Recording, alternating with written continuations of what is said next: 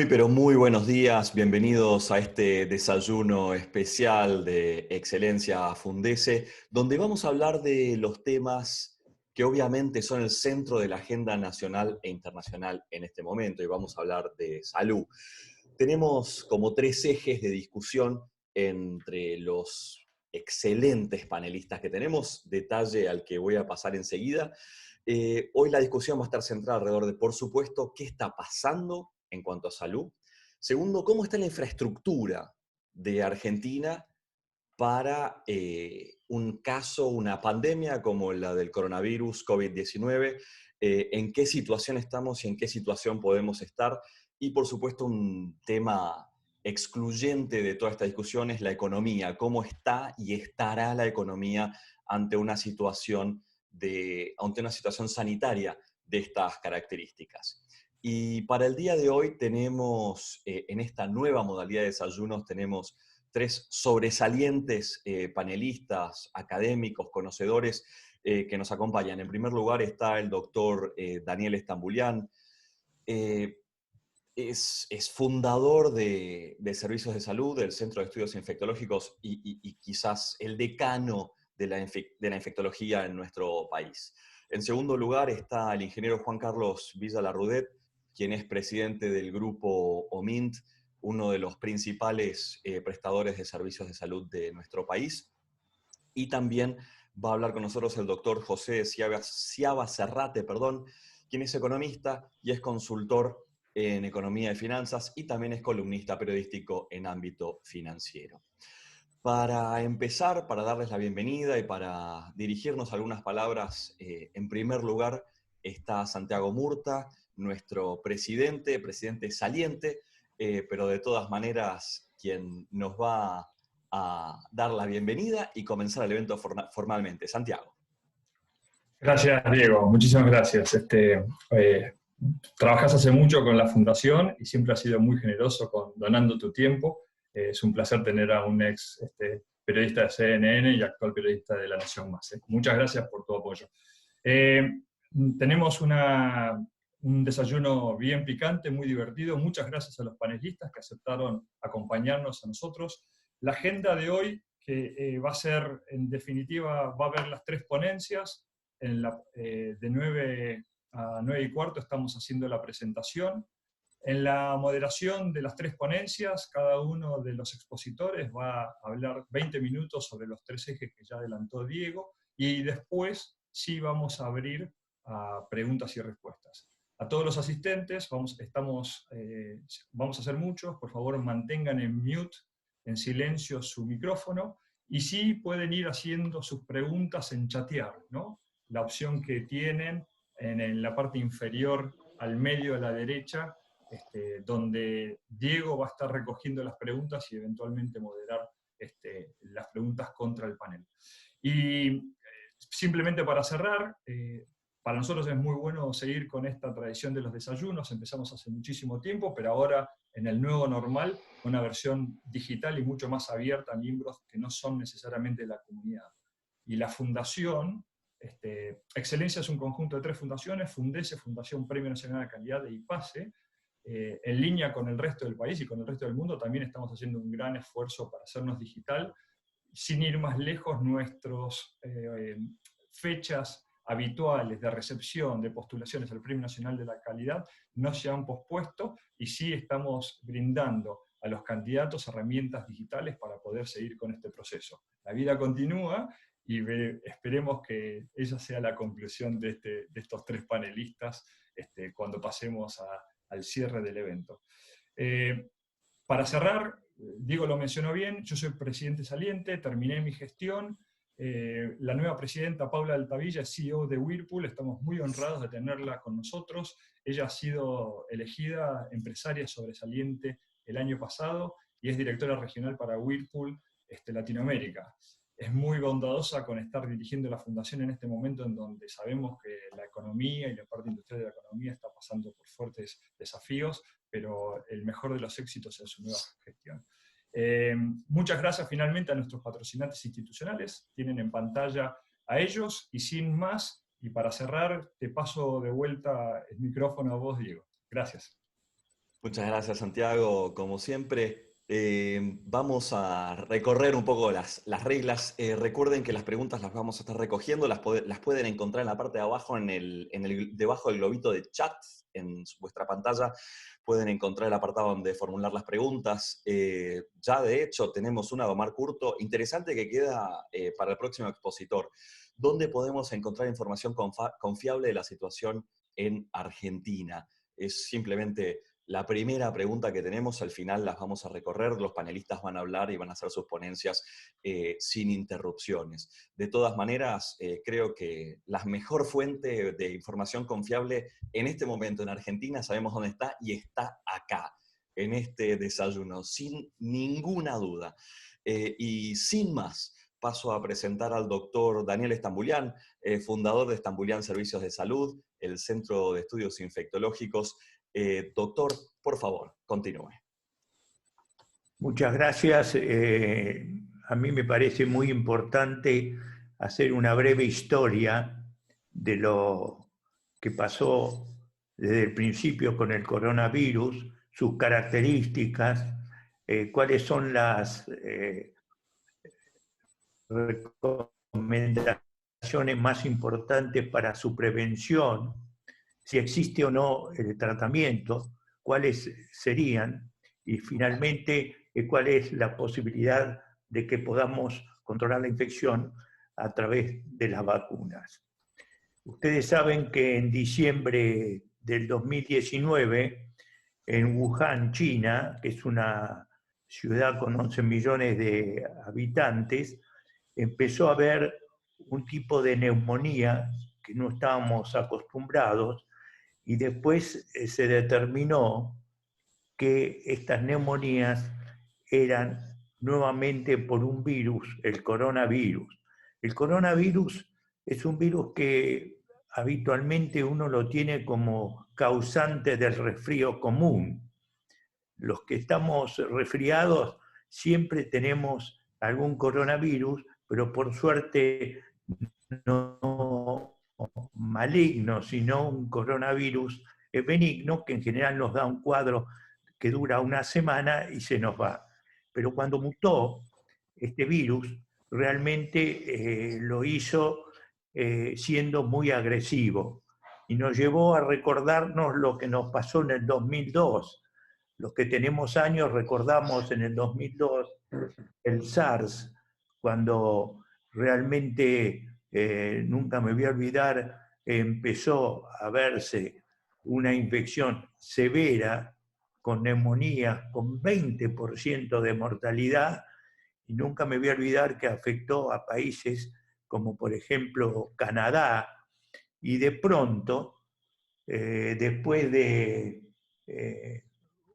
unos meses, el virus como vino se fue. Entonces nosotros, cuando empezó esto en China, estuvimos muy preocupados viendo lo que pasaba.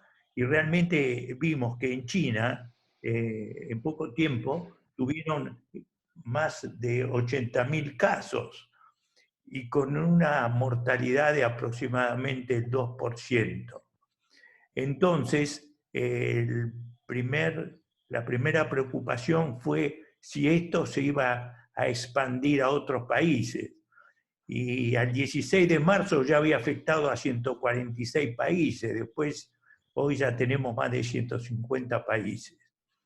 ¿Cuál es la forma de presentación habitual de la infección? El coronavirus se presenta habitualmente en forma inicial como una infección benigna. El 80% de la población tiene coronavirus en forma benigna, habitualmente con una incubación de 2 a 14 días, y hace una infección que muchas veces es asintomática y otras veces es sintomática, pero con un poco de fiebre, dolor de garganta y tos. Este 80% de las infecciones son las que realmente nos tranquilizan y nos permiten pensar que la infección no es severa. Pero después tenemos un 20% en los mayores de 60 años que tienen formas más severas. Hay un 10% que tiene neumonías importantes, pero un 10% tiene infecciones respiratorias que llevan a la necesidad de un respirador. Nosotros estamos convencidos que ese 10%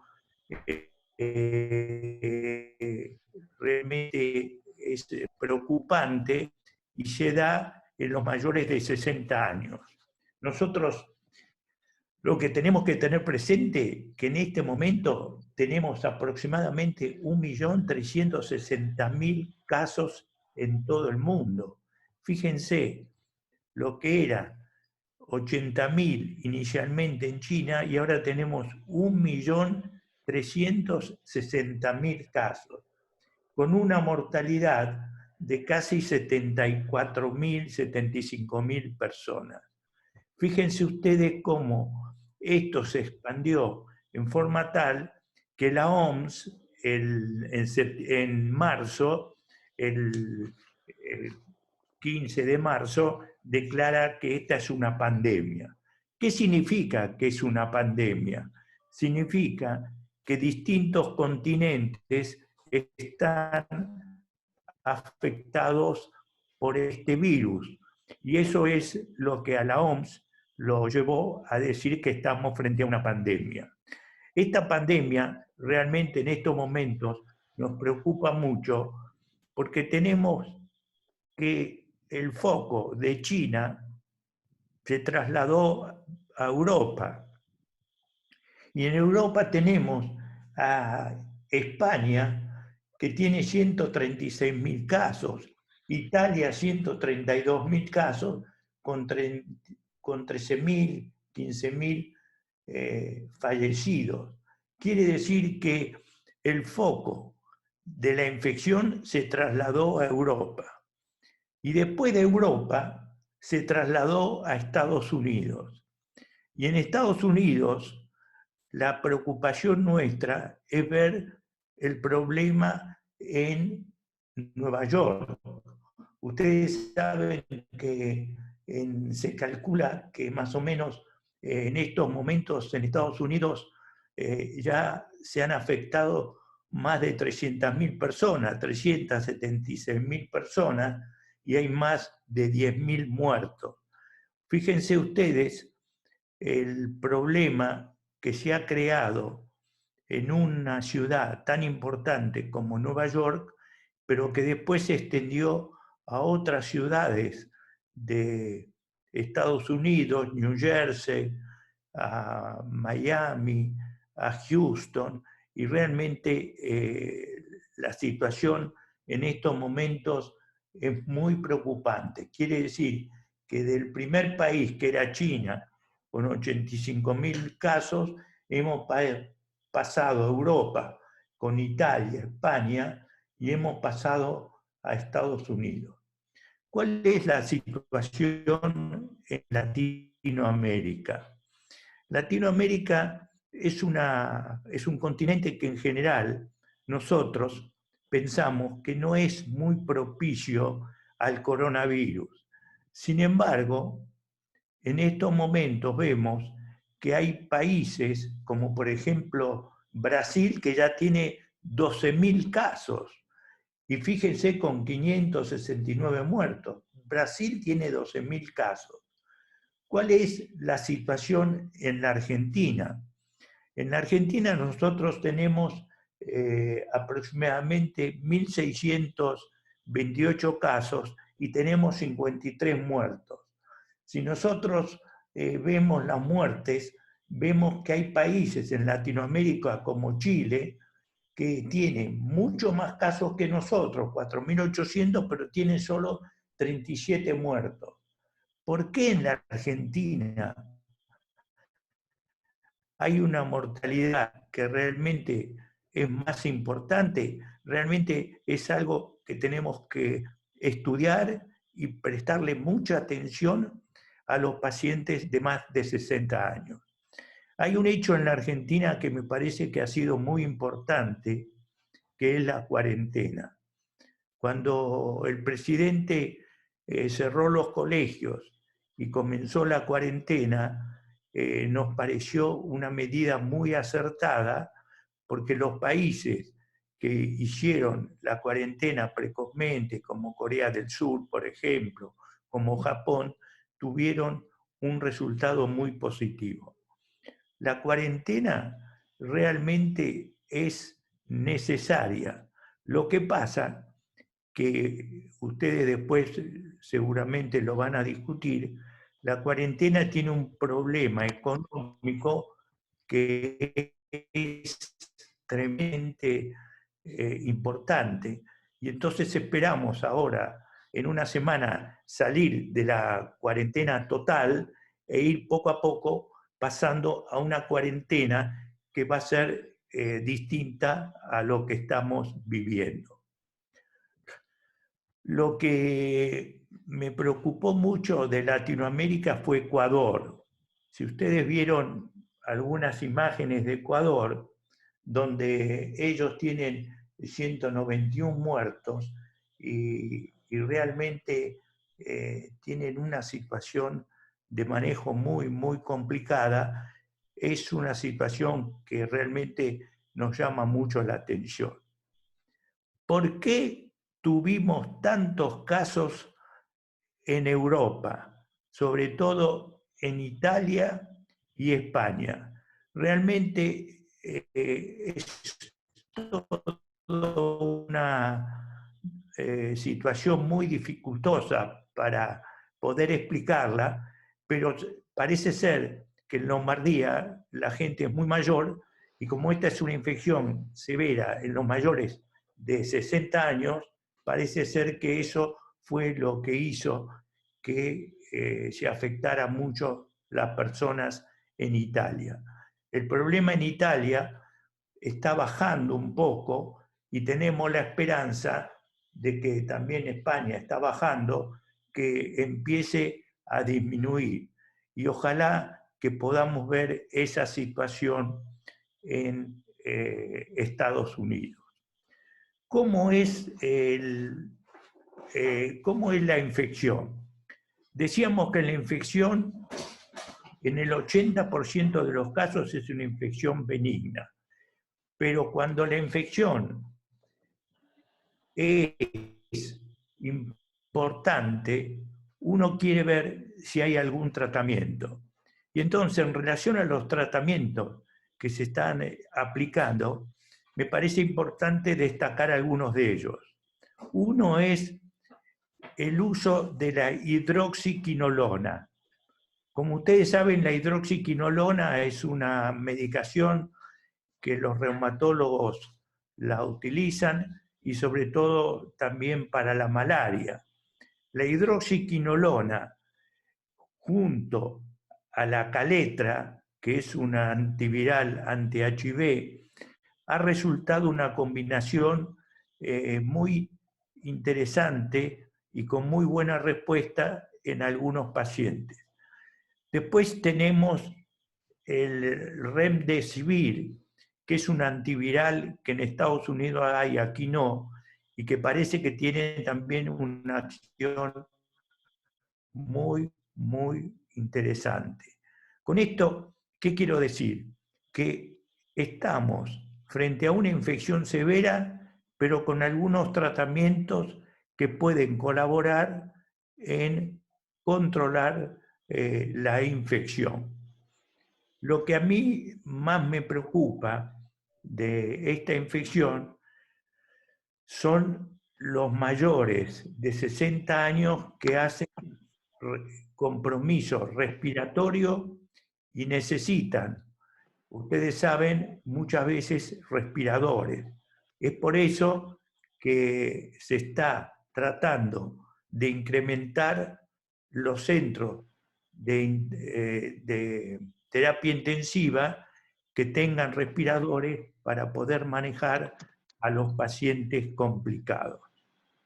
Yo creo que hay situaciones que todos los días nos sorprenden. Por ejemplo, Boris Johnson, que es el primer ministro de Inglaterra, está prácticamente internado en terapia intensiva, con respirador. Quiere decir que esto nos puede afectar a cualquiera de nosotros. ¿Qué otras medidas se pueden hacer para prevenir la infección? Lo más importante es conocer que este es un virus respiratorio. Está muy poco tiempo en el aire.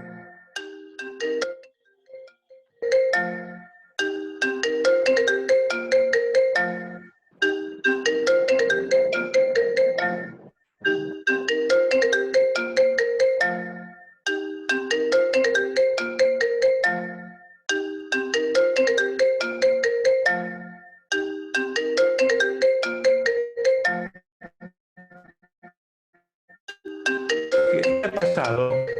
Doctor. ¿Puedo seguir? Sí, sí, por favor, siga. Ignore el tono, por favor.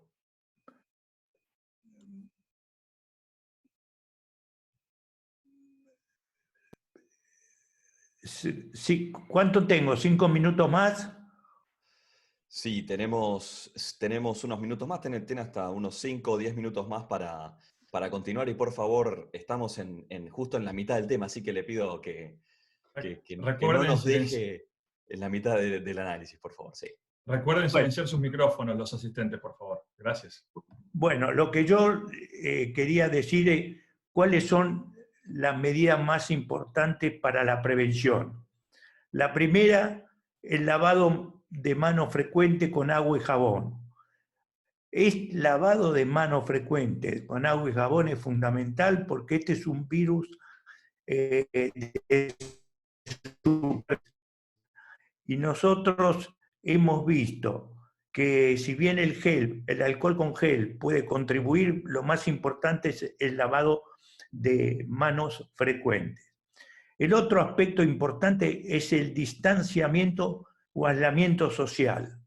Se ha visto que es importante cuando nos reunimos que estemos uno frente a otro a más de 1 metro 80, sería lo ideal, porque el distanciamiento social permite que uno no tenga la dificultad de recibir la infección de alguna persona con la cual está enfrente y puede estar infectado.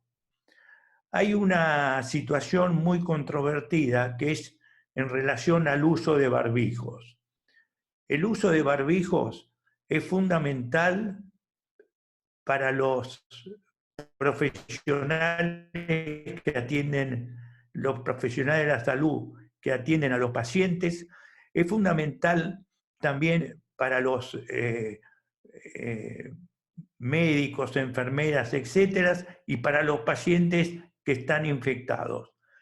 El uso general de los barbijos es algo muy discutido. El Centro de Control de Enfermedades de Estados Unidos y la Organización Mundial de la Salud inicialmente no lo recomendaban. Ahora, como se dice que cuando uno habla puede estar dispersando el virus, parece ser que resulta útil y, por ejemplo, en Italia se ha vuelto tan popular que las personas que no usan barbijos le ponen multa. En nuestro país todavía el barbijo se reserva para el personal de la salud y para los pacientes que están enfermos.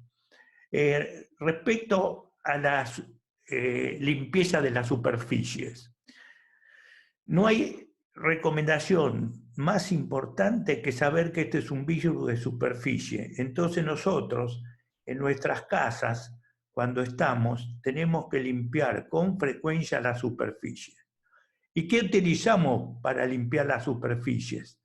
El alcohol a 70%, que son 3 partes de alcohol y 1 de agua, porque el alcohol que se vende normalmente es al 90%. que es menos efectivo que el de 70%. Después está la lavandina. 4 cucharadas de lavandina en 1 litro de agua es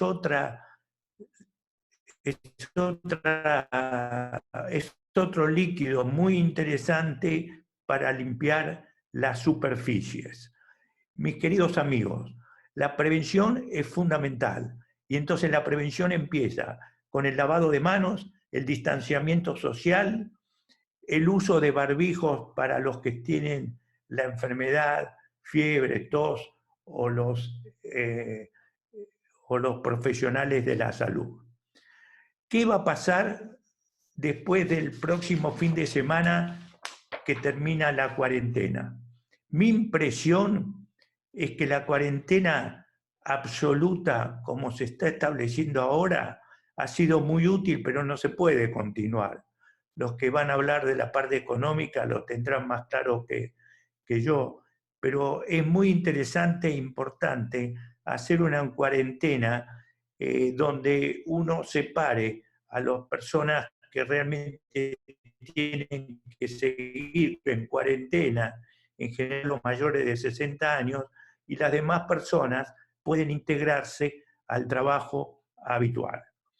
En resumen, mis queridos amigos, la esperanza que tenemos con este coronavirus es que pase lo del 2002 y lo del 2013 que pasó en Medio Oriente.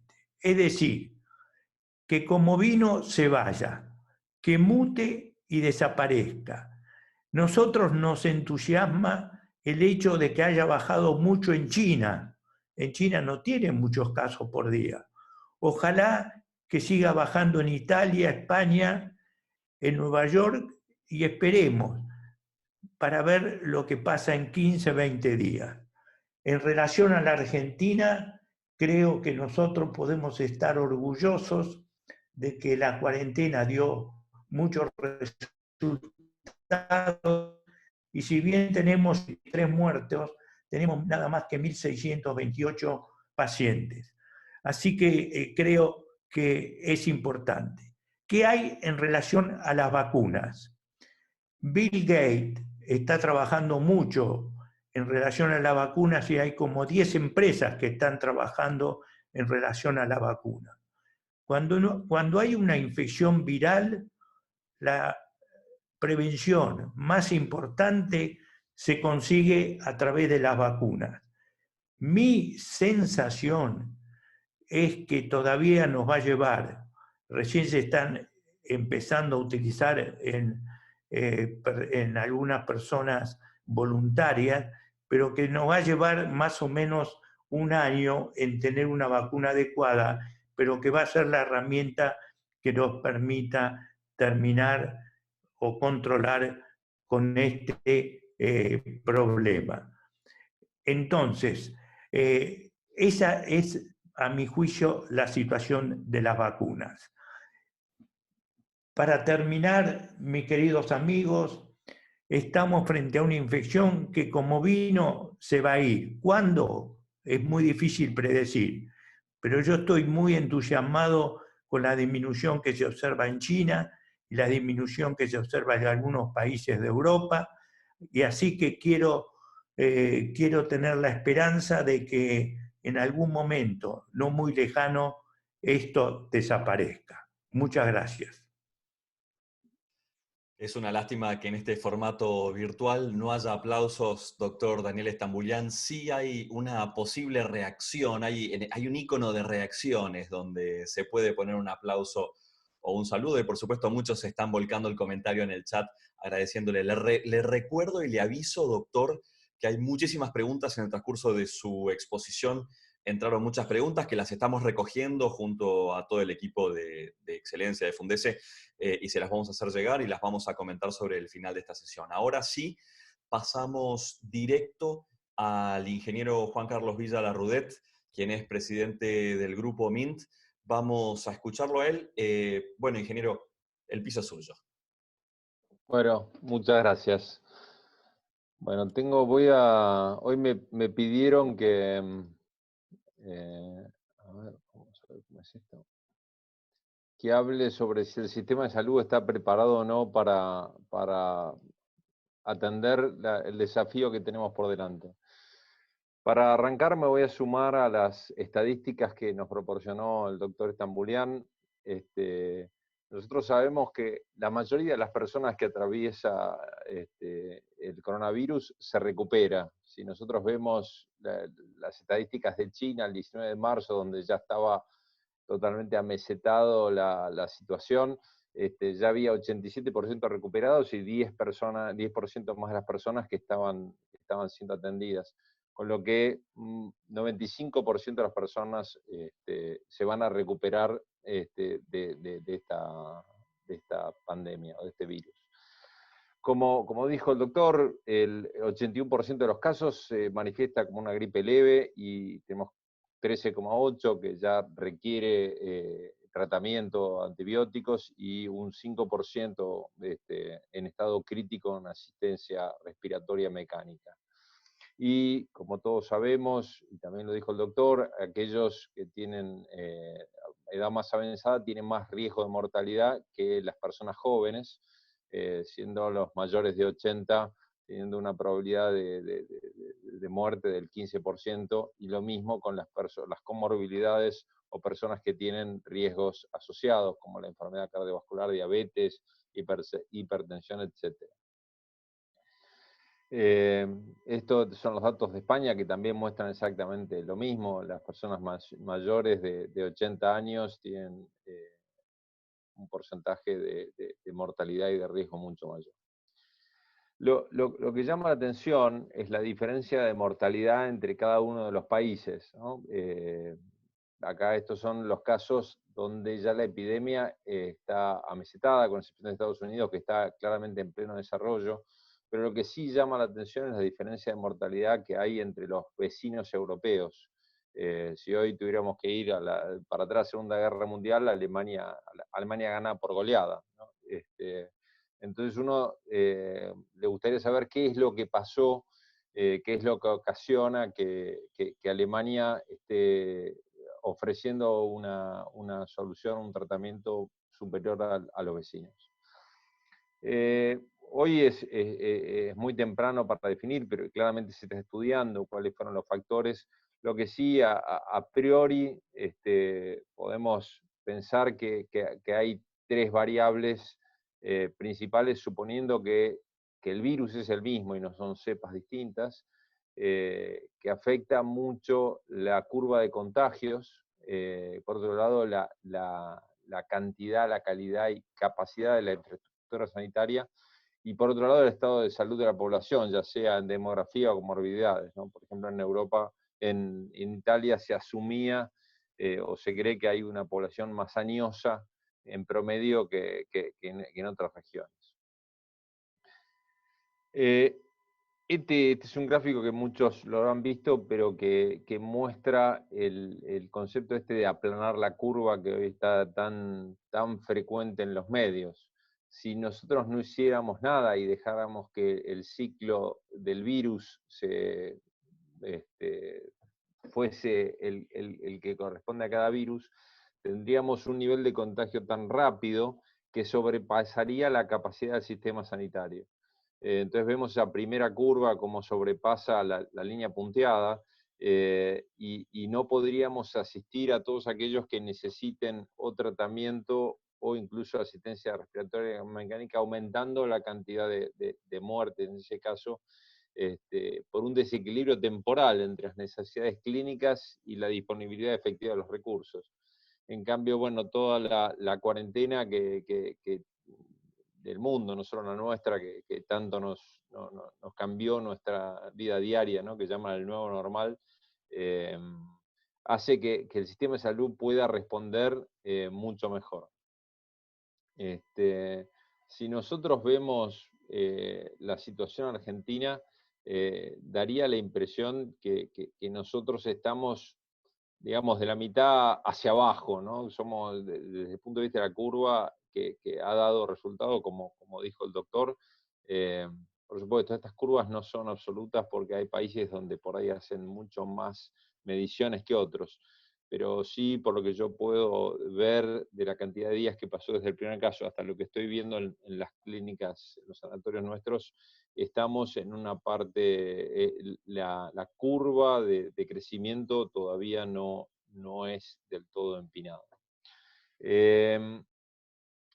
Todos los sistemas sanitarios del mundo, cualquiera sea, el chino, el italiano, el de Estados Unidos, el alemán, están dimensionados para estar estresados durante su pico anual de demanda. El nuestro es con la gripe. Generalmente esas 2 semanas que tenemos la gripe, el sistema en general se estresa. No hay camas, es cuando los médicos a domicilio tardan 6 horas para los códigos verdes, como llamamos a los casos no graves, y el resto del año en general trabajamos con cierta comodidad. Nosotros vemos que el nivel de ocupación que tiene en general el sector público ronda en el orden del 75% y en el sector privado del 85%. Esta diferencia de porcentajes no muestra a priori una ni eficiencia ni uso de recursos, sino que en el mundo aproximadamente se maneja con 75%. Acá en Argentina, por una cuestión de precios que tiene el sector prestacional, requiere tener un mayor nivel de ocupación para mantener su viabilidad económica. Cuando nosotros pensamos en lo que puede pasar con el coronavirus, es clave aplanar la curva para que la infraestructura que está pueda atender a la demanda que se viene. Nosotros estamos trabajando en función, o los números que se manejan en el escenario argentino, es para un escenario de 260.000 infectados. Eso significa que en el pico, porque el uso de recursos se va a ir dando durante la semana, se cree que la curva se debería empinar en la segunda quincena de abril, y el pico, que es donde está la máxima cantidad de recursos demandados, va a ser seguramente en la segunda quincena de mayo. Yo no soy ni epidemiólogo ni infectólogo, y posiblemente esto, al ser algo nuevo, tampoco podemos saber con certeza.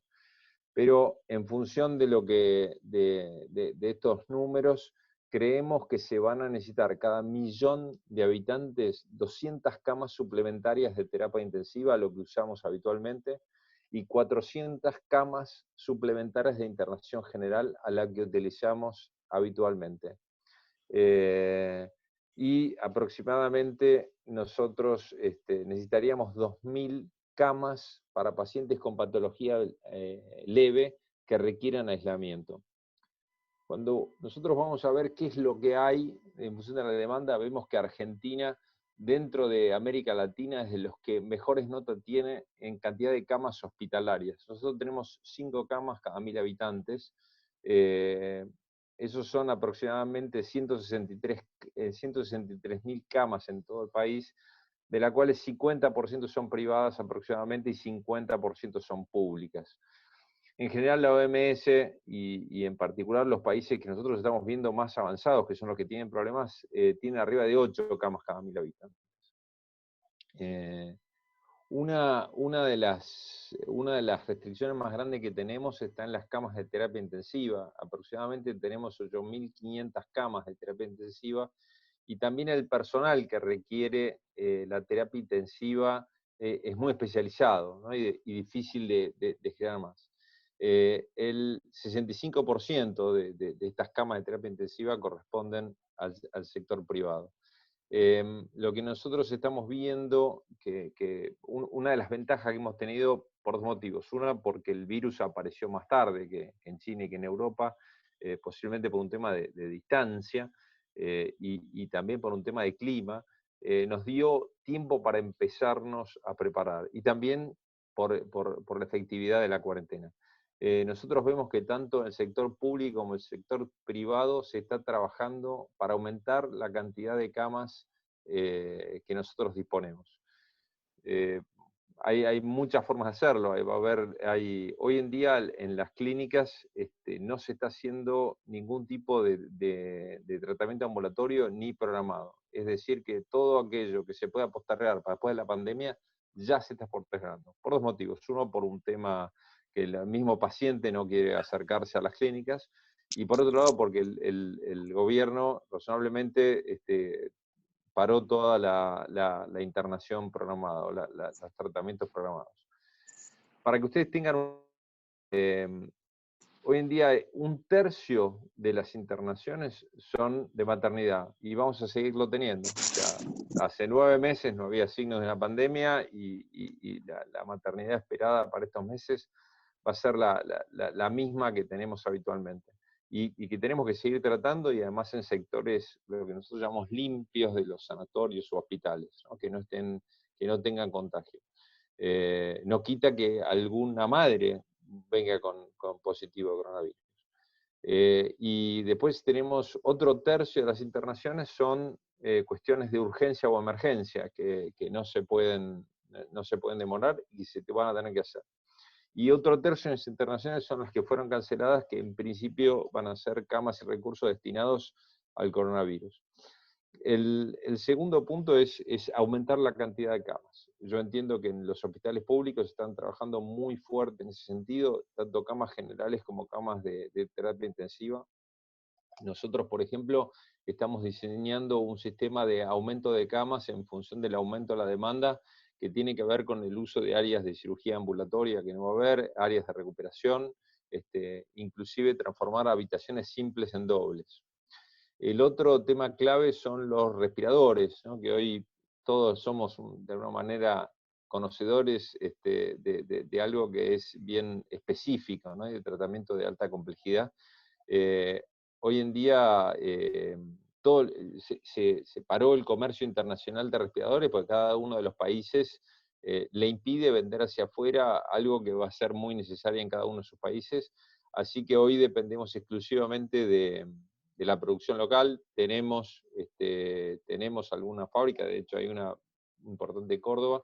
Tenemos una producción más o menos de 800 respiradores por mes en Argentina, y el gobierno ha agarrado para sí, en exclusividad, el gobierno nacional, la compra de esos respiradores. Así que bueno, entendemos que vamos a poder contar con, por lo menos en el sector público, con un 20% más de respiradores.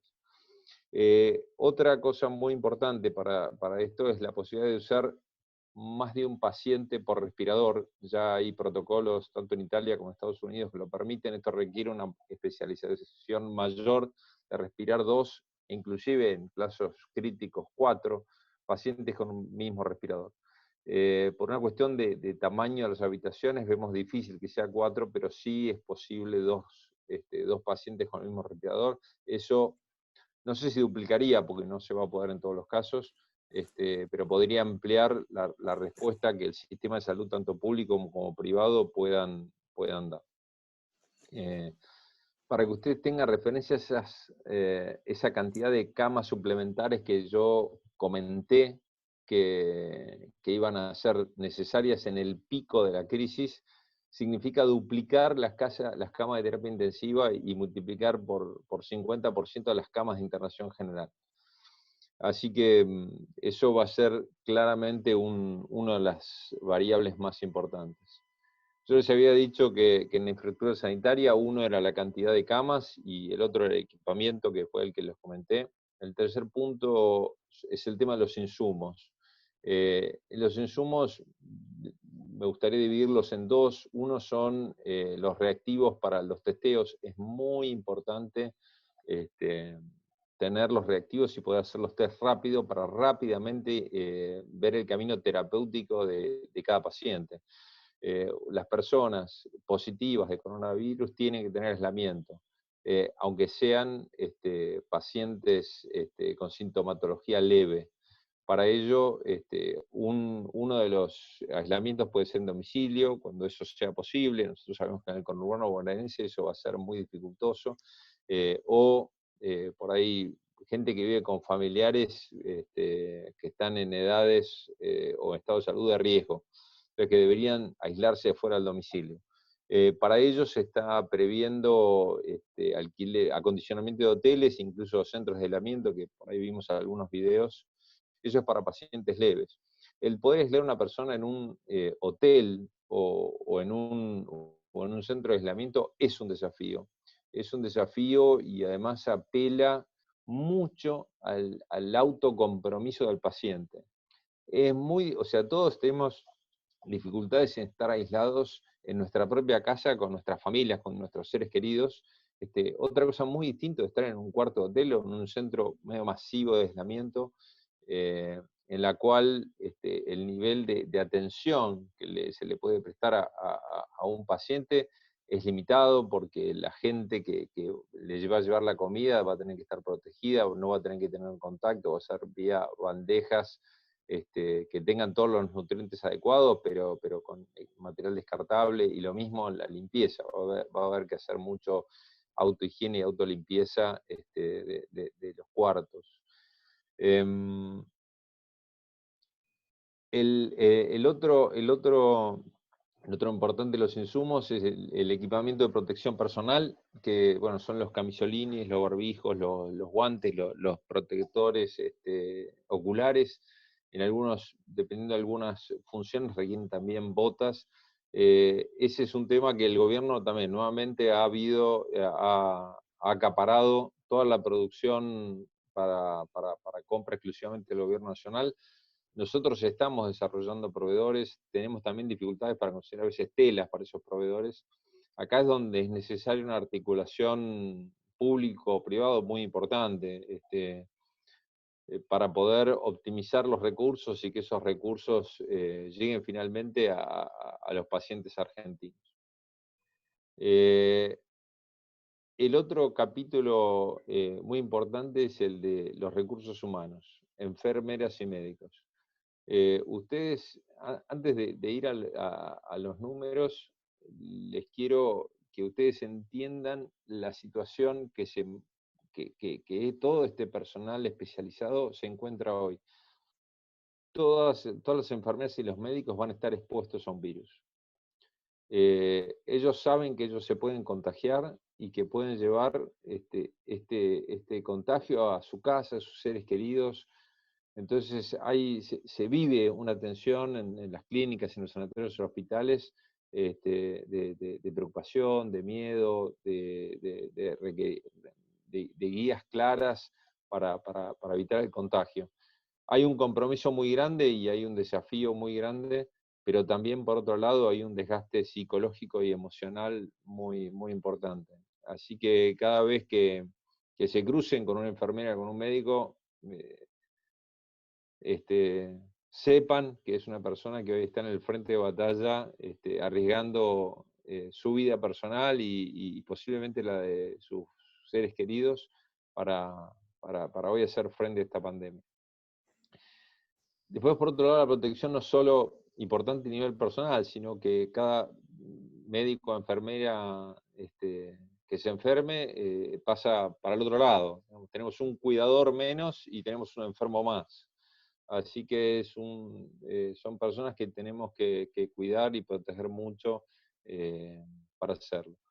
Yendo al tema de los números, vemos que enfermería es un puesto crítico. Ya teníamos dificultad para conseguir enfermeras sin llegar a este caso la pandemia, y hoy estamos buscando también estudiantes de enfermería para poder complementar los staffs actuales. Y además nosotros tenemos enfermería para la capacidad instalada que había. O sea, estas nuevas camas que van a aparecer, 20%, estimo yo, en función de lo que puedo ver, porque no hay estadística de las camas nuevas que se estén haciendo a nivel país, se van a atender con la misma gente que además se va a ir enfermando, con lo que va a haber un sistema, una demanda sobre este personal de trabajo muy fuerte. El personal nuevo que está entrando a las clínicas es el personal que menos sabe cuidarse, con lo que tiene mayor riesgo de contagio, con lo que las enfermeras o estudiantes nuevos va a haber que ponerlos a salas limpias y que hagan tareas menos especializadas, ¿no? Como llenar historias clínicas o higienizar a los pacientes, y dejar que todo lo que sea la administración de medicamentos o de cuidados sea hecha por enfermeras que tengan más tiempo. Así que diré que el recurso más escaso de todos los que le comenté que tiene la infraestructura de salud es el recurso humano. Así que todos aquellos que tengan consorcio con un médico, por favor, sean cariñosos con ellos. Y finalmente, les voy a comentar acerca del financiamiento del sector salud. Para empezar, el sector salud no venía con bolsillos llenos, o sea, veníamos de un proceso de estar todos muy justos. Yo les comenté que el sector privado trabajaba con un nivel de ocupación más alto, como una medida para paliar la dificultad de financiamiento que ya tenía. Nosotros en este momento estamos viendo dos, tanto en los financiadores, que son la prepaga, las obras sociales y el gobierno nacional, y por otro lado en los prestadores, que son las clínicas. Ustedes saben que se acaba de firmar la última tramo en la paritaria, o sea, además el costo es mayor, que por supuesto es justo para el personal, y además un personal que va a tener que estar súper comprometido con esta estrategia, con este cuidado a los pacientes, pero ahí ya tenemos un costo adicional. Una de las cosas que vemos en el tema de los financiadores, gran parte de la salud se paga con los aportes patronales, las cargas sociales para la obra social y el aporte del empleado también, ese 6+3.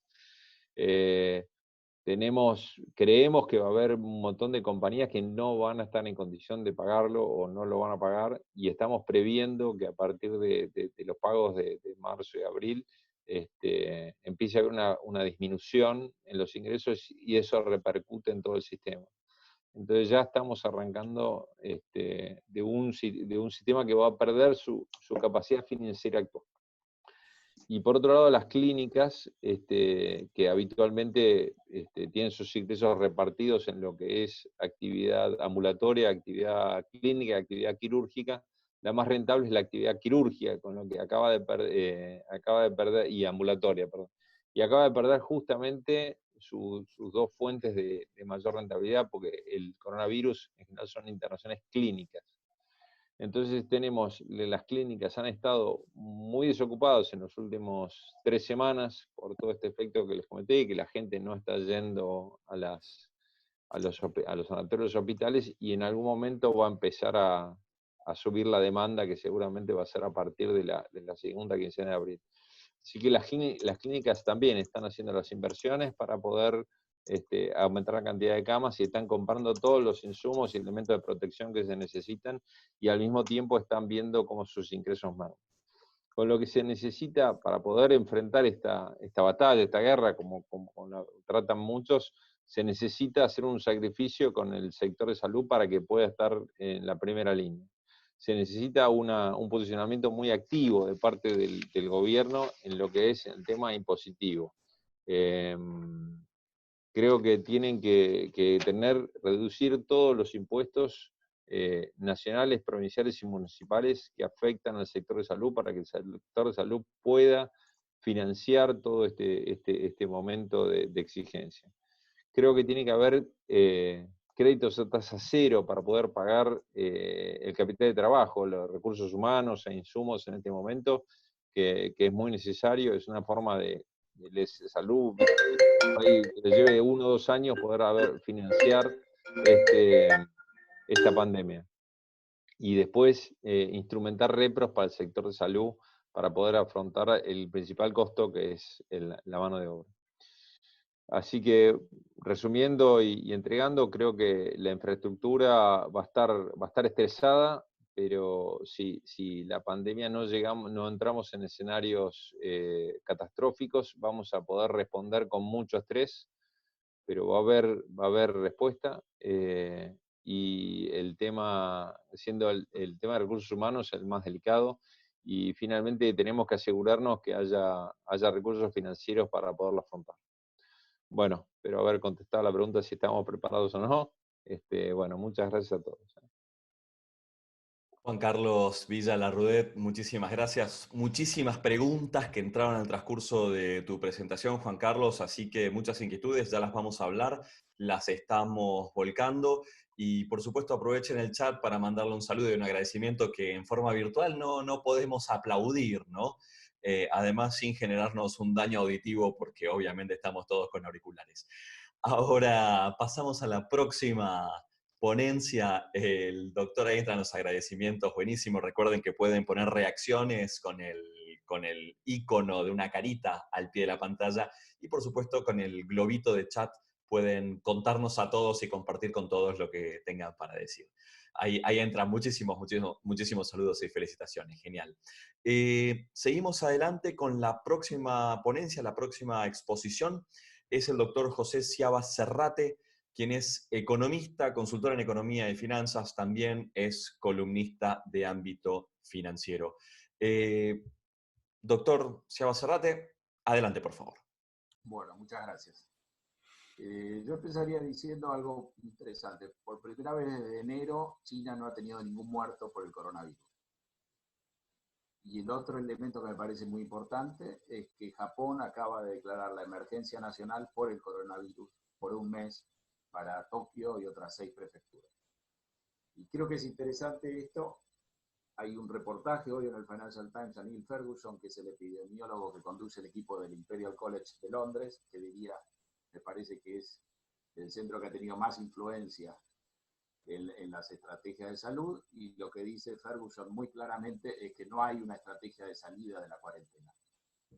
Y lo dice él hablando claramente de Gran Bretaña, pero lo que está diciendo es que tampoco hay una estrategia clara, definida, y el Imperial College ha sido fundamental porque ellos publicaron el 16 de marzo un informe proyectando las consecuencias letales de la estrategia de mitigación que estaban siguiendo Estados Unidos y Gran Bretaña, diciendo que esas estrategias, según los modelos que ellos tienen, los modelos son tremendamente susceptibles a cambios en los supuestos, pero esos modelos daban 500.000 de muertos en Gran Bretaña y 2 millones de muertos, o 2.200.000 muertos en Estados Unidos, y a partir de ahí, esto fue el 16 de marzo, si uno se fija, a mediados de marzo cambiaron las estrategias de salud en todas partes. Es verdad que Argentina tomó una decisión temprana, si uno la mide desde el primer caso, pero no es cierto si uno simplemente se fija en la fecha. Argentina tomó una decisión en el mismo momento de bajo influencia, yo diría, de este paper muy fuerte y de otros trabajos. Todos fueron y confluyeron en la misma fecha a las mismas estrategias. Lo positivo que uno podría decir, lo dice Ferguson hoy, es que la efectividad de las medidas de aislamiento ha sido superiores a lo que ellos estimaban. Y eso creo que es un dato muy importante cuando uno lo piensa o piensa esta epidemia desde la Argentina. Yo creo que un elemento para tomar en cuenta es que el virus no hace distingos, ha tenido la misma capacidad y la misma virulencia en todas partes. Pero cuando uno es Argentina, uno sí tiene un sistema de salud avanzado a nivel regional, con muchas camas, con muchos médicos, pero hemos visto otros sistemas superiores desbordados, como pasa o pasó en Italia y en España. O sea que tenemos la misma virulencia del otro lado del mostrador y una capacidad un poco más limitada. El elemento central es que, como bien se dijo, la cuarentena, las medidas de aislamiento y distanciamiento social tienen un costo económico fortísimo. Ese costo económico en países que no tienen riesgo crediticio, Estados Unidos, los países europeos, Japón, se afronta básicamente o ya sea emitiendo la moneda, que normalmente es una moneda de reserva, o emitiendo deuda, porque acá hay un componente transitorio de este shock que lleva a pensar que la mejor estrategia económica para navegar el shock es simplemente endeudarse, sostener los ingresos de aquellas personas que por razones de salud uno manda a su casa y le impide trabajar. Esa epidemia va a pasar, esta gente va a volver a trabajar y va a volver el nivel de ingresos y el nivel de producción a la situación anterior al virus. En el medio queda un quebranto. Hay muchos ingresos, hay muchos servicios, hay mucha actividad que no se hizo o no se va a hacer. Por ejemplo, en un trimestre donde uno aplica restricciones, que no se van a recuperar mucho más. nunca más, digamos. El cine que no vendió entradas durante estos 3 meses, esas entradas no las va a vender más, y ahí hay una pérdida clara, y eso ya no se arregla con financiamiento, ahí hay que poner la plata. Pero ya sea que uno financia, o ya sea que alguien se hace cargo del quebranto, esto se financia o se cubre, ya sea si uno toma el caso de Estados Unidos, y si uno quiere ver esta película en Estados Unidos, es básicamente, vamos a poner restricciones en el segundo trimestre, en un trimestre Estados Unidos produce por 5 billones de dólares, la economía producirá la mitad, esto nos costará 2,5 billones de dólares. ¿Y cómo lo vamos a cubrir? Lo vamos a cubrir con la Reserva Federal, haciendo una serie de operaciones, donde tiene comprometidos varios billones de dólares, o el Tesoro, que en última instancia es el pagador y el que debe, digamos, decidir en qué gasta y dónde entierra su dinero, con un programa de 2,2 billones. En la medida que esto se pueda mantener durante un trimestre, uno entiende muy claramente el costo, cómo se va a financiar, y yo creo que acá, y este es un dato muy importante, acá se revela el verdadero costo de políticas que uno toma, de ir al default, de no pagar deudas, etc. Porque un país que tiene credibilidad puede financiar esto, como en el caso de Estados Unidos, a tasas de largo plazo que rondan el 1%. Entonces, se pueden entregar dólares, se pueden librar cheques, los fondos están, esto se puede financiar, y esto es un trastorno enorme, un costo muy grande, pero hay una situación donde uno tiene la amenaza de la enfermedad, por otro lado tiene un sistema médico sanitario que da una cierta respuesta. Si la ola es muy pronunciada, como ya vimos en la presentación anterior, no hay sistema que esté dimensionado para una pandemia, y por otro lado hay una capacidad financiera de hacerle frente. Cuando uno lo piensa desde la Argentina, podríamos tener, o tenemos el mismo COVID, que no hace distingos, no toma nada personal, etc. Cuando uno ve cómo avanza de la misma manera en todas partes. Por otro lado, tenemos un sistema de salud con las condiciones y en el estado que está en este momento, porque la pandemia no avisa, se abalanza sobre usted y uno tiene que dar la respuesta. Keynes solía decir que en el largo plazo íbamos a estar todos muertos. Este es un problema donde en el largo plazo casi todos vamos a estar vivos. Y el problema no es el largo plazo, que normalmente es el problema económico, sino el problema es la coyuntura. Acá lo que hay que hacer es pasar el invierno de la mejor manera. Y el otro elemento importante es qué capacidad financiera tenemos de cubrir estos baches, de hacerle llegar ingresos a los trabajadores que estamos mandando a la casa para preservar su salud. Y mandar a la gente a la casa tampoco es un capricho. Yo tengo los datos ayer del impacto que ha tenido esto en la Autoridad Metropolitana de Transporte de Nueva York. Es la organización que maneja los subtes, los ómnibus y los trenes de cercanías en Nueva York y alrededor. Ellos han tenido 33 empleados muertos. Tienen 1.100 empleados que han dado positivo de coronavirus y 5.600 que están en cuarentena. Así que tampoco hay, cuando uno tiene una pandemia lanzada, mucha posibilidad de elegir entre salud y economía. Porque claramente, en la medida que la salud se deteriora, se infectan los lugares de trabajo, se expone a la gente, uno tiene que terminar como ha terminado el mundo. Medio mundo está hoy en cuarentena, a pesar de que originalmente pensó, ya sea Trump, Boris Johnson, buscar algunas soluciones que no tuvieran un costo tan grande. En algún momento se habló en Gran Bretaña, antes del informe del Imperial College, de que a lo mejor la estrategia era permitir un cierto desarrollo de la enfermedad y generar una inmunidad, pero eso se abandonó, como se abandonó la idea original de Trump, o como se abandonó la idea original en China, porque en China también al principio lo que prevaleció era la idea de la economía y una idea de silenciar, de ocultar la enfermedad. Pero cuando esto avanza, claramente la única solución que tenemos a mano, dado que no tenemos vacunas o tratamientos muy eficaces, es la cuarentena. La buena noticia es que la cuarentena o estas medidas de distanciamiento han sido tremendamente eficaces. Han sido mejores que lo que estaba previsto inclusive en los trabajos teóricos que le dieron asidero a esta política. ¿Cuál es el problema de Argentina? El problema de Argentina es que nosotros venimos en recesión desde antes del coronavirus. Nosotros estamos arrancando, si uno quiere, temprano con la decisión de la cuarentena, que de todas las variables que podemos manejar, es quizá la que mejor podemos usar. Y yo creo que por la evolución de la curva, lo que uno vio, daría la impresión de que el impacto ha sido muy favorable. Y si uno mira a los países vecinos, con excepción de Brasil también, todos hemos hecho una cuarentena, esto es una pandemia, las restricciones deberíamos hacerlas todas al mismo tiempo. José, discúlpame que te interrumpa, desde los asistentes están llegando comentarios que no te podemos escuchar, se nos hace un poquitito difícil escucharte. ¿Hay manera de que hables un poquito más cerca del micrófono, acomodes un poco ahí hagas algunos pases mágicos acomodando las cosas para escucharte mejor? Está muy bueno lo que estás contando, así que por favor querríamos escucharte no con sé más. Si acercarme a la pantalla ayuda, no tengo mucha idea, digamos. Y si toco, hay 50% de chance que la cosa se deteriore. No sé si ahora me escucha mejor. Te estoy hablando más fuerte simplemente.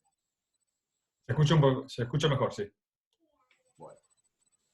A lo que voy es que la Muchas Argentina gracias. es una situación donde ha podido manejar una medida de distanciamiento bien y a tiempo, y yo creo que esa es la mejor contribución que puede hacer, contener, digamos, aplanar la curva, como se dice. Tiene un problema con su sistema de salud, en el sentido que tiene el sistema de salud que tiene y que también viene de una recesión o de menos ingresos, etc. Es decir, Argentina da una gran ventaja cuando uno compara con Europa, con Estados Unidos o con Japón. Venimos de una recesión de antes, estamos discutiendo refinanciar nuestra deuda. Piensen que en Estados Unidos la solución es un paquete fiscal que se va a financiar colocando deuda a una tasa del 1%.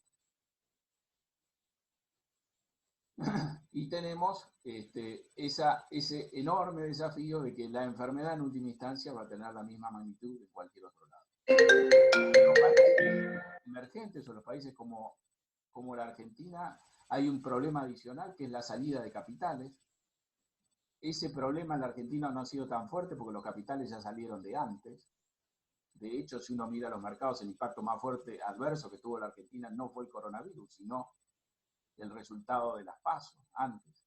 Entonces, para Argentina este es un esfuerzo muy grande, para la economía argentina es un esfuerzo muy grande, y uno entiende que hay una cierta fatiga, no solo en la Argentina, en todas partes, y una necesidad de alguna manera de salir de la cuarentena.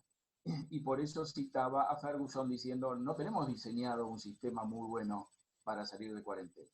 Y citaba a Japón, porque Japón ha vivido, a diferencia de lo que pasó en América Latina, la amenaza de la enfermedad. China es el principal país que provee turistas, por ejemplo, a Japón. Japón ha tenido el problema con el crucero ya en enero, y Japón ha tenido una cantidad de casos muy baja. Y por eso es importante que ahora Japón tema una segunda oleada de contagios y decida una emergencia en este momento, porque el mismo problema está preocupando en Singapur y en muchos otros países. Entonces, cuando uno examina el impacto económico, uno ve un impacto muy fuerte sobre el nivel de actividad. Esto es una caída en todo el mundo de la actividad que no tiene parangón, en el sentido de que ni siquiera en la Gran Depresión la caída fue tan vertical. Y la razón es muy fácil de entender. Acá la prescripción es encerrarse. Digamos, cuando uno revise cuántas entradas de cine se vendieron en este periodo, el número va a ser 0. En cualquier recesión, por grave que sea, la caída será 20, 30%, escalonada, etc. Pero nunca, cuando uno mire cuánta gente asistió a los restaurantes, etc., la caída es vertical. Y no es porque no funcione la economía, es porque esa es la prescripción de salud. Ahora, eso comparado con otros efectos adversos, de crisis, de zozobra, de problemas, tiene una dimensión muchísimo mayor. ¿Se puede sostener esto indefinidamente? Yo diría que acá no hay un dilema entre salud y economía, porque cuando la pandemia se desata, la economía tampoco funciona, tampoco puede funcionar. El gran desafío hacia adelante es de qué manera conseguimos, ahora que atajamos esta primera oleada, volver a poner a la salud y a la economía empujando en la misma dirección. Esto sería más fácil hacer si afuera hubiera una estrategia que pudiéramos copiar, no la hay. Si tuviéramos la misma capacidad financiera que tienen afuera, en última instancia, de cubrir sin destrozar a la economía, y conseguir a lo mejor estirar un poco más la cuarentena. Eso parece tampoco posible. Como la vacuna va a demorar 1 año o 1 año y medio, como dice la Fundación Gates, como las mejoras de los tratamientos van a venir, pero también van a demorar, en realidad cuando uno piensa cómo conseguimos acoplar estas dos necesidades, tener buena salud y tener una economía que funcione en un país con tantas carencias, yo diría que lo que hay que hacer es hincapié en las cosas que ya conocemos, en la tecnología que ya tenemos, en el saber que ya tenemos, y tratar de apalancarnos ahí. La Organización Mundial de la Salud, yo obviamente no soy médico, ni tengo ninguna vocación de aprender en 15 días ninguno de estos temas, pero la Organización Mundial de la Salud hace mucho hincapié en las pruebas de diagnóstico, en la capacidad de diagnóstico, y yo creo que ese es un elemento realmente muy importante. Me impresiona cuando uno mira un poco, analiza, lee, sigue estos temas, cómo todo el mundo ha puesto su músculo y su capacidad intelectual en tratar de analizar, de avanzar en la comprensión de la enfermedad. Es decir, yo creo que el otro elemento que puede jugar a favor de la economía es que entendamos mejor la enfermedad y podamos focalizar mejor las restricciones existentes. Creo que se está hablando mucho del barbijo y del uso o no del barbijo. Digamos, si nosotros mandamos a toda la gente a encerrarse en su casa, sin saber si están bien o están mal, a lo mejor sería más productivo darle un equipo protectivo a todas las personas y saber si están sanas o no, y mandarlas a trabajar también a destajo con un equipo productivo protectivo que funcione. Digamos, me parece que la economía va a estar expuesta a la necesidad de salir de la cuarentena, porque la cuarentena es como ponerle a una olla a presión una tapa, uno necesariamente tiene que permitir que la presión por algún lado salga. Me parece que tomamos la decisión de cuarentena muy a tiempo, pero quizás no tenemos la capacidad de diagnóstico que está pidiendo la OMS. Me parece que ahí es donde deberíamos enfocar para permitir que la economía tenga decisiones de restricción que se van a tener que mantener más focalizadas, que podamos saber qué personas están inmunes, qué personas están sanas y permitir que trabajen. Creo que estamos muy a contramano con la digitalización, que es algo que va a permitir y que permite que la economía no se dañe tanto. Estamos dando marcha atrás con el expediente electrónico en el sector público, estamos comprando aceites, fideos, etcétera, a sobreprecios. Todo eso es un recargo y es una carga adicional para una situación que nos va a exigir muchísimos recursos. Creo que la digitalización es un elemento clave, lo hemos visto con los jubilados yendo a cobrar a los bancos. Hasta en el África la gente usa el teléfono y hace los pagos a través del teléfono. Nosotros tenemos varias compañías fintech. La verdad que deberíamos darle más espacio a ellos también para que busquen soluciones de manera tal de no tener que exponer al grupo de riesgo a ir a cobrar a un banco, que es una solución que uno imaginaba más propia de 20, 30 años atrás, que claramente no es lo que se necesita ahora. Sí.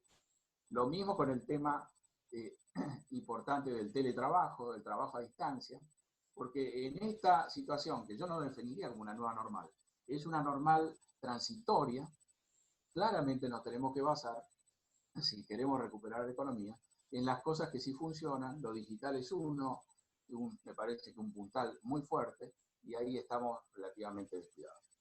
Creo que nos exponemos, y el ejemplo de Japón es útil, a abrir la cuarentena, a tener que volver a la cuarentena. Me parece que ahí el afán por mejorar la economía puede terminar generando un perjuicio. Y creo que el elemento más importante es que hay que entender, nos tiene que caer la ficha, de que esto es un shock de pobreza fenomenal. En ese sentido se parece a los gastos de una guerra. Creo que estamos haciendo un esfuerzo extraordinario. Ese esfuerzo no es para mejorar nuestra economía, sino para mantener la salud. Y la Argentina va a emerger de esto con una situación de pobreza que ya era preocupante, que ya mostraba un deterioro, con un escalón de pobreza más alto y con un impacto más allá de la economía, en lo social y en lo político, que después va a venir en persecución de la economía. O sea que yo creo que hay hoy una preocupación por la salud muy bienvenida, eso está restringiendo la economía, vamos a tratar y vamos a hacer el esfuerzo por salir de ahí, vamos a tener que manejar eso con mucho cuidado porque no es tan fácil, pero creo que además va a quedar una secuela y la nueva normal va a determinar esa secuela de interpretación de por qué fue la crisis. Yo creo que si uno se fija un poco va a encontrar distintas explicaciones de la enfermedad, etcétera, que en realidad no explican nada, sino que más bien reconfirman prejuicios, sesgos que hay de antemano. Si esto es culpa del populismo, si esto es culpa de lo que... Sí, ahora ya está abierto. Bueno. Sí, continúe, Siaba Serrate, por favor. Bueno. El punto que veo yo es que este es un shock sobre la economía muy fuerte, muy potente, que no va a terminar acá, que va a seguir, que exige una habilidad para poder volver a condiciones semi-normales donde la economía evolucione o pueda trabajar a un nivel más alto, que en una situación donde uno no puede emitir una moneda de reserva o no puede emitir bonos con una buena calificación crediticia, eventualmente, espero que no, podríamos terminar un default. Esto desemboca también, lo hemos visto en marzo se han emitido casi 600.000, o sea, 575.000 millones de pesos, que en última instancia es la forma que se va a financiar esto. Esto va a generar un stock de dinero que en el corto plazo a lo mejor se puede absorber, porque la propia cuarentena implica restricciones y alguna demanda adicional de efectivo, pero contra esa colocación de efectivo pensemos que hay mucho menos producción y mucho menos transacciones. Es decir, que yo creo que hay un efecto que quizás no se está viendo porque estamos concentrados en la cuarentena, pero al cual hay que prestarle atención de cómo va a ser el impacto duradero de esto en el largo plazo, dado que a diferencia de Estados Unidos, Europa y Japón, vamos a financiar esto de una manera muy precaria, sin colocar una deuda de largo plazo, sino una muy corta y exigible, aunque no pague tasa de interés. Si vamos a salir de esto con default o sin default, yo creo que sería un aporte muy importante del gobierno poder pilotear esta situación y conseguir una refinanciación de la deuda sin entrar en default y con un periodo de gracia, porque eso nos aliviaría. Y creo que también deberíamos buscar con más ahínco apoyo internacional, ya sea básicamente del fondo o de los distintos organismos multilaterales, y de alguna manera poder aportar a los pesos que vamos a emitir alguna contrapartida de dólares que haga un poco más estable la visión hacia adelante de cuán estable va a ser el país en términos de inflación, mucho por esta prisa y por la falta de otras posibilidades alternativas de financiamiento. Así que yo veo una situación para la economía, claramente un shock muy adverso, una situación social que va a verse alterada por la pobreza, una intención, si usted quiere, del gobierno de darle una cierta interpretación y de alguna manera de validar sus propios proyectos políticos, que es una interpretación que puede estar el día de mañana reñida, digamos, con una mejor evolución de la economía, y básicamente una gran duda sobre cuál va a ser el impacto de tener esta crisis, un gasto muy grande para financiarla y un financiamiento tan precario como es el financiamiento monetario. Así que esa es mi impresión desde el punto de vista económico. Bien, doctor José Siaba Serrate, muchísimas gracias por sus comentarios. Hay muchas preguntas y mucho para repasar. Vamos a tratar de distribuir las preguntas entre los panelistas para que estén balanceadas. Sí, por supuesto, aprovechen para aparecer también en el chat, porque para hacer un aplauso virtual para Siaba Serrate, que es buenísima la presentación y lamentablemente el Zoom lo que no tiene es el aplauso y el ruido. Quizás podríamos incluir ese efecto de sonido en futuras ediciones y a medida que vayamos mejorando, esto lo vamos a hacer mejor seguro. Muchas gracias. Aquí llegan las felicitaciones y los saludos por el chat. hay como varios ejes de interrogativos para cada uno de los panelistas. Para Stambulian hay como muchos elementos, pero el primero que preocupa a nuestra audiencia es sobre la cantidad de testeos que está haciendo la Argentina. Doctor Stambulian, tenemos, por ejemplo, uno bueno, Nicolás del Piano nos dice que en Argentina se están haciendo menos de 9.000 testeos, según tiene entendido, en otros países se hacen más. Luego Ricardo Bacher nos dice que nos expresa su preocupación de que se considere muerto su preocupación sobre qué es exactamente lo que la ley o el conteo argentino registra como un enfermo y como una víctima del coronavirus, que en muchos casos, ya han habido casos periodísticos que hemos recogido nosotros también, gente que no se ha testeado pero que murió de neumonía, por ejemplo, y que no estaría entrando en la estadística oficial. Doctor Stambulian, ¿son suficientes los testeos, en primer lugar? Y en segundo lugar, ¿estos testeos están bien administrados? ¿Se está quedando gente fuera? ¿Están subreportando? ¿Están sobrereportando? ¿Cómo lo ve usted, doctor? Yo creo que el testeo es muy importante y desde el ministerio estuvieron tratando de aumentar el testeo y repartirlo en distintos lugares del país. Yo creo que el testeo es una herramienta fundamental para conocer la situación de mucha gente, de muchos pacientes. Yo creo que, como ocurre en muchos países, el testeo, a mi entender, no es suficiente. El testeo no es suficiente, ¿correcto? Sí, a mi entender, el testeo debe aumentarse, pero no es fácil poder hacerlo. Inclusive está ocurriendo eso en Estados Unidos también. Bien, muchas gracias. Pregunta para Villa Larroudet. ¿Cuánto hay de cierto en la conexión en Lombardía, particularmente, entre contaminación e incidencia del coronavirus? Es una pregunta que Mauricio Teutónico nos envió hace instantes. No es mi área de expertise, así que posiblemente el doctor Stambulian por ahí pueda responderla mejor que yo. Doctor, Sí, ¿ve ¿cómo era alguna la... conexión? Sí, perdón, ¿ve alguna conexión entre medio ambiente e incidencia del virus y también, por supuesto, gravedad de los casos?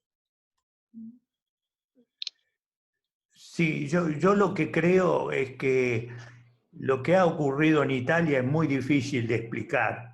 Yo estuve analizando mucho y la verdad que la gente dice que es mucho porque hay adultos mayores, se han infectado en una cantidad muy importante. Pero la razón por la cual Italia se ha afectado tanto, yo no lo sé. Bien. Una pregunta para José Ciaba Serrate. ¿Cuán rápido puede recuperarse la economía argentina? Edgardo Lichtmar nos pregunta. Bueno, yo creo que esto va a llevar tiempo en la medida que uno sale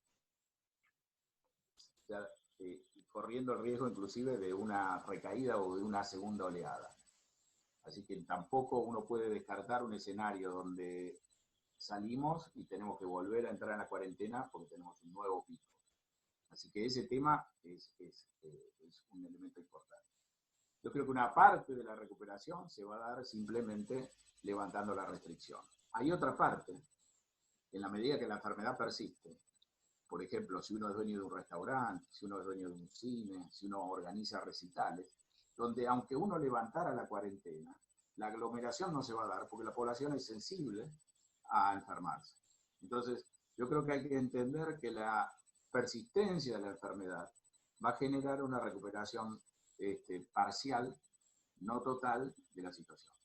El otro elemento propio de la Argentina es que mientras en muchos países usted financió este problema a largo plazo y no creó un problema financiero, acá vamos a tener una enorme emisión, una caída de la recaudación muy fuerte y una situación donde va a haber una gran inestabilidad sobre ¿dónde se va a seguir financiando algo que no está cerrado?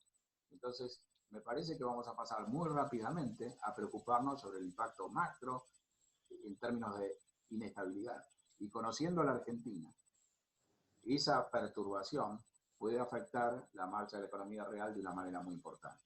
O sea que yo le contestaría, hay una primera parte que simplemente hemos metido a los trabajadores en sus casas, las fábricas están, la gente va a volver a trabajar a la fábrica, vamos a tener una recuperación de tener la fábrica cerrada y el personal en la casa. Esa recuperación la vamos a tener, pero vamos a encontrarnos con un patrón de demanda diferente, con alguna demanda para algunas actividades que va a desaparecer, y por otro lado, con una gran incertidumbre acerca de cuál es la consecuencia de haber financiado esto de una manera tan precaria como es la emisión de dinero. Y ese segundo elemento, que ya no tiene que ver con la salud, puede terminar siendo el elemento que defina en el mediano plazo cuál es la calidad, digamos, de la recuperación. Podría agregar uno más, que es el tema político. Vamos a ver cómo salimos en términos políticos, de cómo se va a manejar esto en términos políticos, porque esto tiene una implicancia política muy fuerte, muy clara. Y el año que viene es un año electoral. Así que también ahí habría que prestarle atención, si no se complica la parte política, si no giramos hacia algún modelo diferente del que traíamos, y ese modelo también nos perjudica la recuperación. Gracias, doctor Seba Serrate. Alberto Lisdero le pregunta al doctor Stambulian, ¿cuál sería la causa por la cual de golpe y digamos así mágicamente el virus desaparece? ¿Y qué quiere decir exactamente con desaparece? Por supuesto, en referencia al virus de SARS, ¿no? Pero también fue un comentario que se hizo sobre el actual coronavirus como también virus vinculado a ese. Sí, lo que evidentemente pasa con este coronavirus, que como mutó y fue maligno y nos produjo toda la pandemia, no nos extrañe que en algún momento mute, como pasó en el SARS 2002, y desaparezca. Es difícil predecirlo, por eso a mí cuando me dicen en junio va a pasar esto o en mayo va a pasar esto, yo realmente no me siento capacitado para poder predecir de acuerdo a las experiencias que se han vivido con los coronavirus. Muchas gracias, doctor. Dos preguntas muy vinculadas, entraron varias similares para Juan Carlos Villalarrudet. Primero, Santiago Murta pregunta si hay una brecha entre la cantidad de respiradores que estamos produciendo y la demanda que podría llegar al momento de la máxima demanda hipotética de respiradores, primero. Y segundo, también sobre el uso de oxígeno como una alternativa a los respiradores. A ver, brecha va a haber porque la demanda va a ser mayor. Creo en el gráfico donde mostré, lo puedo ver si me sale de vuelta.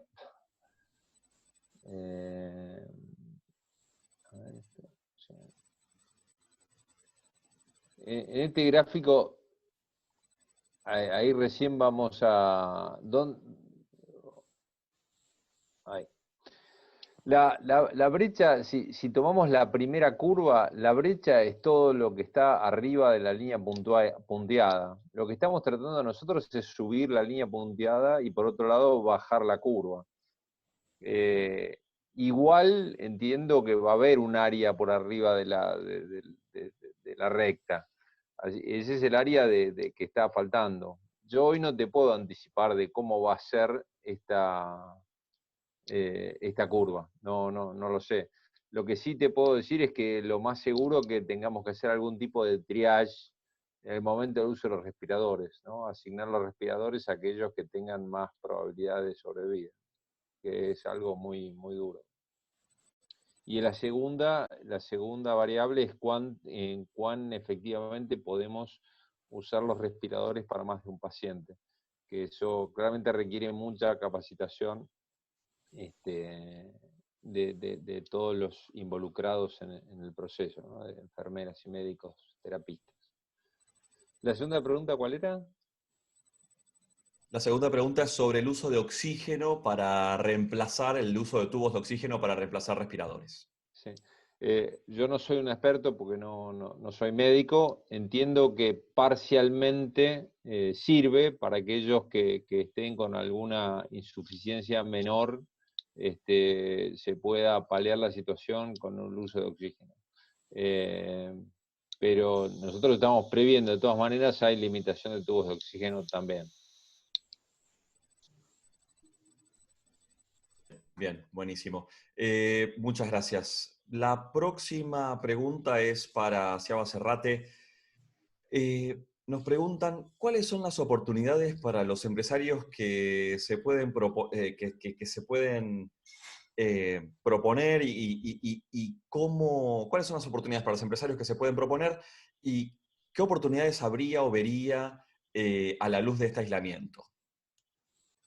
Bueno, yo hablé mucho de la digitalización, es decir, yo creo que hay nuevos entornos de trabajo y todo lo digital encuentra de antes del virus un escenario favorable y con esta enfermedad un empujón adicional muy fuerte.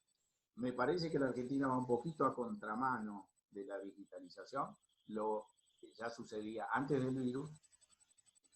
Creo que hubo un gran auge de compañías fintech y hay compañías donde la Argentina tiene en el concierto internacional un papel muy importante. Eso está un poco frenado, pero eso sería un sector de expansión natural muy grande. Y para las compañías que no son las líderes, me parece que digitalizar su proceso, cambiar los protocolos sanitarios, todo eso va a ser tremendamente importante.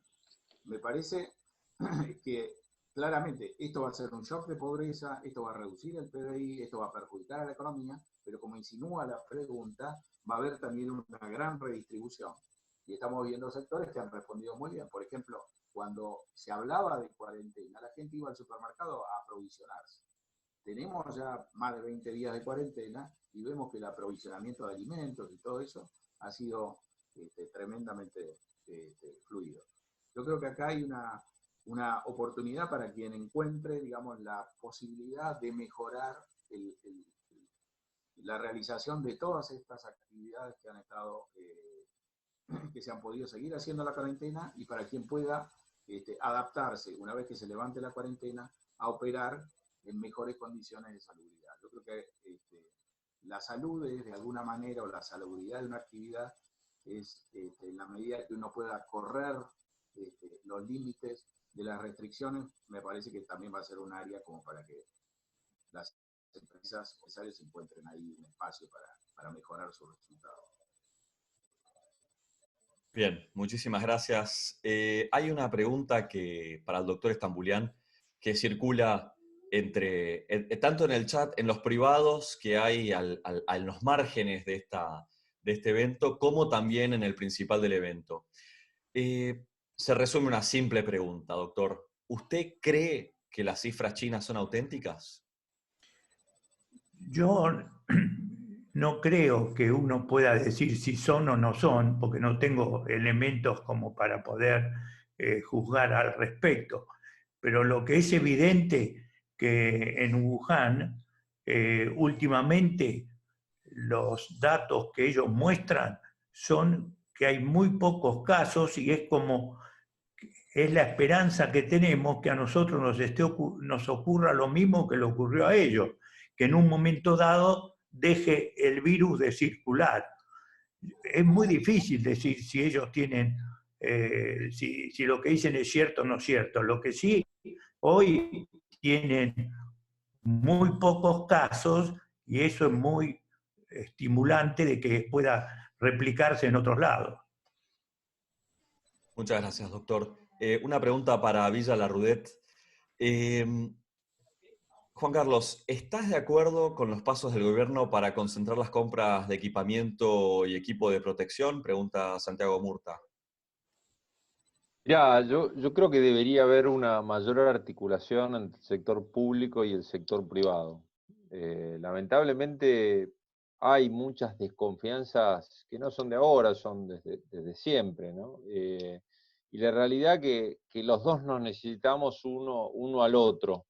Digamos, la misión que tenemos ambos sistemas es curar de la mejor manera posible a la mayor cantidad de gente. Y la verdad que las enfermeras que trabajan en el sector privado son las mismas que por ahí el fin de semana, o al revés, en la semana trabajan en el sector público. Entonces, que se enferme alguien en un hospital o que se enferme en un sanatorio y nos quedamos los dos sin el recurso. Con lo que en realidad deberíamos buscar mecanismos para poder aumentar nuestra capacidad de diálogo para optimizar la respuesta del país frente a esta situación. Bien, bien, muchas gracias. Una pregunta para Siaba Serrate, de parte de Santiago Murtag, diciendo shock de dinero, sin actividad ni mercaderías. ¿Tenés un estimado de inflación para 2020 y quizás un estimado para 2021, pero uno para este año? ¿Cómo la ves? Como los números chinos, digamos, ni yo los creería. Yo creo que acá hay un nivel de incertidumbre tan grande que lo primero que tenemos que entender es que estamos operando bajo esas condiciones. Es decir, yo creo que acá nos tiene que quedar bastante claro qué es lo que sabemos que no sabemos. La inflación a lo mejor no varíe mucho en el corto plazo, pero la inflación va a ser un problema serio más adelante. No sé si serán 6 meses o un año. Vamos a un nivel de inflación muchísimo más alto que el que traíamos, y ese ya era un nivel muy alto. Lo que hemos emitido en marzo es una cifra muy, muy grande. Estamos emitiendo al 70% interanual. Es un ritmo muy fuerte, más fuerte que el anterior. Si esto se prolonga, eso va a requerir un esfuerzo adicional. Estamos negociando la deuda en un sendero donde hemos hecho un ultimátum, así que hacia fines de mayo sabremos si hay un acuerdo o no. Yo creo que si hay un acuerdo con la deuda, uno podría bajar su previsión de inflación y podría pensar que vamos a poder terminar de una manera más estable. Si vamos a una situación de aislamiento también en el terreno de la deuda y esto se prolonga, lo que vamos a tener es una emisión muy grande, un daño en la recaudación importante que también se va a recuperar, pero muy lentamente. Y yo creo que eso nos va a dejar en una zona de inestabilidad muy fuerte. Si lo político desemboca en una rediscusión de qué espacio va a tener el sector privado o el sector público, quién es el culpable de esto, etcétera, probablemente tengamos también una inflación más alta, y creo que esto va a repercutir también negativamente en la inversión hacia adelante. Así que yo veo ese escenario como complicado, con muchas chances, digamos, de que se convierta, una vez que dejemos atrás el tema de la salud, en la principal obsesión o preocupación que tengamos. Muchas gracias, muchas gracias. Hay una pregunta de Natalia de las Casas para el doctor Stambulian. Habla sobre el fármaco cordobés que apareció recientemente en la prensa, en base a una proteína que se extrae del plasma de pacientes recuperados. ¿Qué hay de cierto con eso? ¿Se puede usar? ¿Qué hay de cierto con esa versión periodística que todos hemos leído, que en Argentina habría un fármaco a base de plasma de pacientes recuperados? Lo que yo creo que es importante mencionar, que el plasma de los pacientes es un elemento fundamental para muchos pacientes muy severos, y en muchos países del mundo la Cruz Roja y otras instituciones están preconizando la posibilidad de que los pacientes, después de recuperarse, puedan donar plasma, que después y ese plasma se utilice en los pacientes que puedan estar muy enfermos. Eso ocurrió con la fiebre hemorrágica en el 70, con Maistegui. Nunca me voy a olvidar cuando en CEMIC teníamos pacientes con fiebre hemorrágica y uno le daba una transfusión de plasma de pacientes que habían tenido la enfermedad. Ese punto es el que es concreto. Después, en relación a las drogas, hay la ivermectina, que es un antiparasitario que parecería que también puede ser útil.